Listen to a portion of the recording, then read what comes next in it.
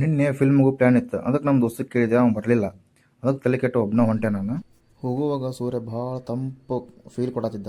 ಮಸ್ತ್ ಮಜಾ ಬರತ್ತಿತ್ತು ಹೋಗಾಕ. ಹೋದ ಕೂಡಲೇ ಒಂದು ರೋಲ್ ತಿಂದೆ. ರೋಲ್ ತಿಂದು ಸೀದಾ ಒಳಗೆ ಹೋದೆ. ಮಾಲ್ ಒಳಗೆ ಎಂಟ್ರಾಗತ್ತೆ ನೋಡ್ರಲ್ಲಿ. ಇಲ್ಲಿ ಬಂದು ನೋಡ್ರಿ ಒಳಗೆ ಲಿಫ್ಟ್ ಕ್ಯಾಶೆಟ್ ಆಗೈತಿ. ಸೊ ಅದಕ್ಕೆ ಮೆಟ್ಲ ಹತ್ತಾಕತ್ತೀನಿ, ಹುಡ್ಕೊಂಡು ಟೈಮ್ ಆಗೈತೆ ಅಂತಂದು. ಸೊ ಮ್ಯಾಗ ಬರತ್ಲೇ ಒಂದು ಟಿಕೆಟ್ ತೊಗೊಂಡೆ.